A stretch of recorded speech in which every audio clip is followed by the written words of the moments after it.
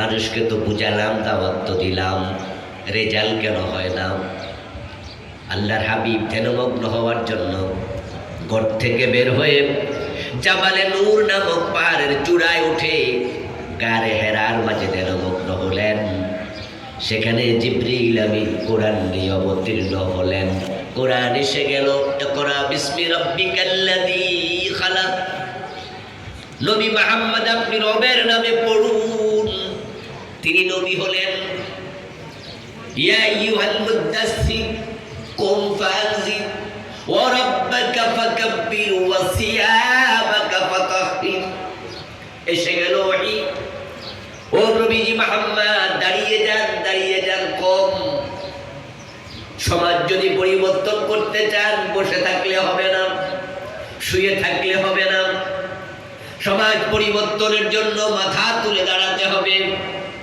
নবীজি মুহাম্মদ সাল্লাল্লাহু আলাইহি ওয়াসাল্লাম কোরআন হাতে নিয়ে আবার দাঁড়ায়া গেলেন। মানুষের বাড়ি বাড়ি গিয়ে কোরআনের দাওয়াত দেয়া শুরু করলেন। আবু বকর সাড়া দিল, ওমর সাড়া দিল, ওসমান আলী সহ ১৬ লক্ষ সাহাবী সবাই কোরআন ধরার জন্য, মানার জন্য অঙ্গীকার করলো। রাসূলের হাতে বায়াত নিল, শপথ নিল। তারা সবাই বলল, ও নবী আপনি যে কোরআন নিয়ে এসেছেন মানব, আপনার কথার বাহিরে চলবো না। সবাই যখন নবীকে মানা শুরু করে দিল, এখন জাহেলিয়াতের অন্ধকার আর নেই। আমার ভাইয়েরা, আলহামদুলিল্লাহ মাঠ পরিপূর্ণ। এখন আপনারা যারা ফাঁকা রাইখা বসছেন, এবার আপনারা একটু ফাঁকা বন্ধ করেন, কারণ বাহিরে এখন ভাইয়েরা দাঁড়িয়ে থাকছে, অনেকে বসার জায়গা নাই। আপনাদের প্রতি আমাদের 30 সেকেন্ড সময়, কারণ সময় আছে মাত্র 20 মিনিট। একটু 30 সেকেন্ডের ভিতরে প্লিজ ফাঁকা জায়গাগুলো ফিল আপ করে ফেলেন। তাড়াতাড়ি তাড়াতাড়ি তাড়াতাড়ি, দেরি করবেন না।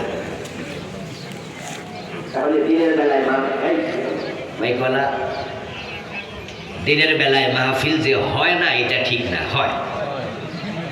হ্যাঁ, অভ্যাস হইলে ঠিক হয়ে যাবে আর কি আস্তে আস্তে। কারণ আজকে যখন আমি আর 20 মিনিট পরে ছেড়ে দেবো, তখন আফসোস করে বলবে না ওয়াজটা আরো একটু বেশি হইলে ভালো ছিল, হ্যাঁ আর একটু লম্বা হইলে ভালো ছিল। ইনশাআল্লাহ লম্বা হবে, যেহেতু আমার পরে আবার বক্তা আছে। তবে আমি কিন্তু দেরিতে আসি নাই, আমি আসছি অনেক আগেই, কিন্তু শ্রোতারা দেরি করছে, যার কারণে স্টেজে আসতে একটু লেট হয়েছে, আমাকে দেরিতে আনা হয়েছে। বসে যান। আমার প্রিয় ভাইয়েরা, বলছিলাম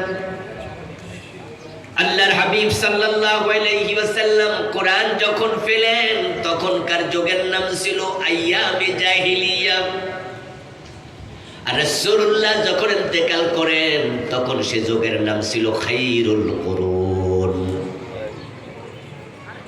আবার বলছি, আল্লাহর নবী যখন কোরআন পেলেন, তখন যুগের নাম ছিল আইয়ামে জাহিলিয়া।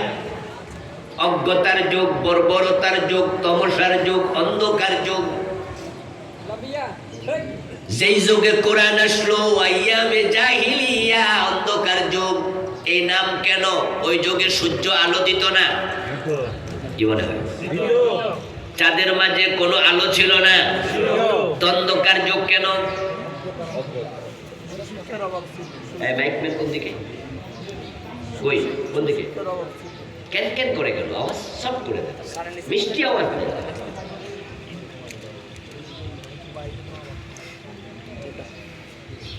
সূর্য আলো দিত, কিরণ দিত, চাঁদ আলো দিত, কিন্তু সে যুগের মানুষগুলোর অন্তরের মাঝে কোনো আলো ছিল না, অন্ধকারে ঢাকা ছিল হৃদয়।